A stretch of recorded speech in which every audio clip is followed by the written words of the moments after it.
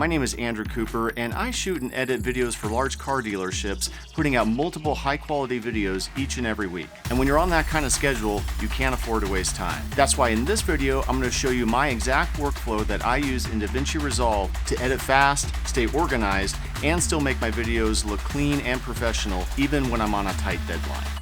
Let's get to it. The first step is to import and organize. When you're cranking out several edits a week, organization is everything. That's why I start every project with a consistent folder structure outside Resolve. Footage, proxies, music, graphics, exports, everything is neatly organized so I can find it immediately. Next is how I set it up in Resolve. Every time I open up a project, I will use a custom project template. Every video starts with my timelines, audio tracks, and bins already laid out. I'll also use smart bins for easy sorting. Any 60 frame per second clips get converted to 30 frame per second by changing the clip attributes. Now that my footage is imported and organized, the next step is to convert that into proxies. I shoot everything in 4K, and I want to make sure that my system isn't getting bogged down. That's why I always generate proxy media up front. Select all your clips, right-click, and then select Generate Proxies. This keeps the playback smooth, even when I'm layering on color grades, effects, or transitions. The next step is make sure you use power bins. This is one of the biggest time savers I've found. Power bins let you store titles, transitions, whatever you need. They're available to you across all projects. The next thing I'll do when creating a video is my music selection. This will also dictate the video clips I want to be selecting. So I actually like to get to the music first, especially when I'm creating something like an Instagram reel that's basically set with the music. Once I drop in the track, I'll use Resolve's beat detection, which saves me a ton of time on creating beat markers. And this helps me cut in time with the music. Now let's get into selecting clips. You want to select clips with a purpose. When I'm selecting clips, I always think about story and motion. Is the car turning left or right? Is the movement consistent? Now it's time to build my rough cut, and this is where speed matters. I'll blast through the rough cut using keyboard shortcuts, Q and W for trimming. Using a mouse with a scroll wheel also makes scrubbing through the footage feel way faster and smoother. Once my rough cut is complete, I'll then go on to stabilize my footage. For any shaky clips, I'll open them in Fusion and I'll apply the tracker tool or planar tracker, depending on the shot. If you want to learn more about how to stabilize your footage in Fusion, I did create a video about that and I'll leave a link for you to check it out. So I've created my rough cut. Next step, I'm going to do a fine cut and just make sure everything is flowing the way that I want.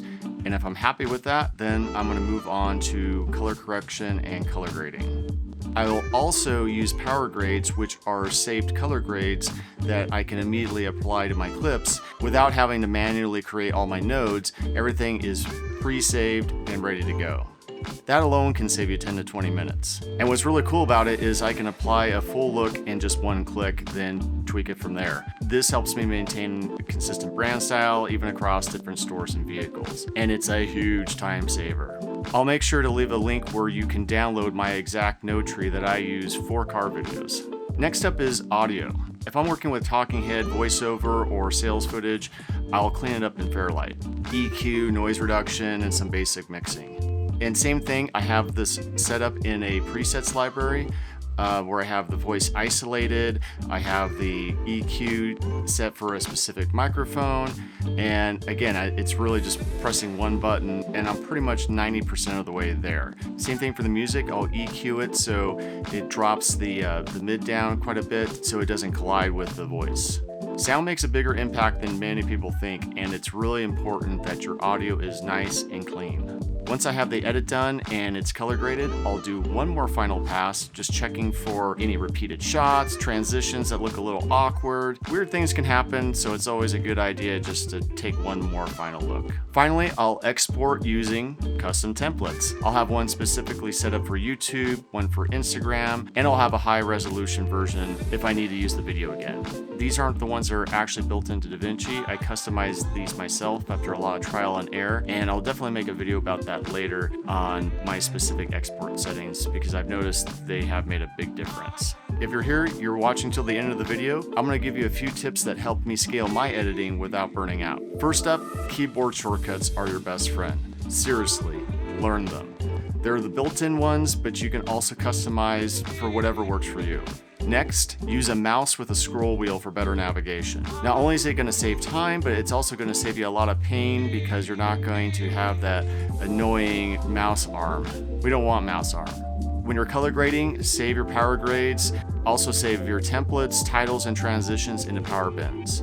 For DaVinci itself, build templates for different video types. If you're a car videographer trying to speed up your workflow and still want to keep that pro level look, I hope this video helped you out. If it did, go ahead and smash that like button and also hit subscribe for more car videography tips, editing tricks, and behind the scenes footage. Thank you so much for watching. My name is Andrew Cooper at andrewcoopervideo.com. I'll see you next time.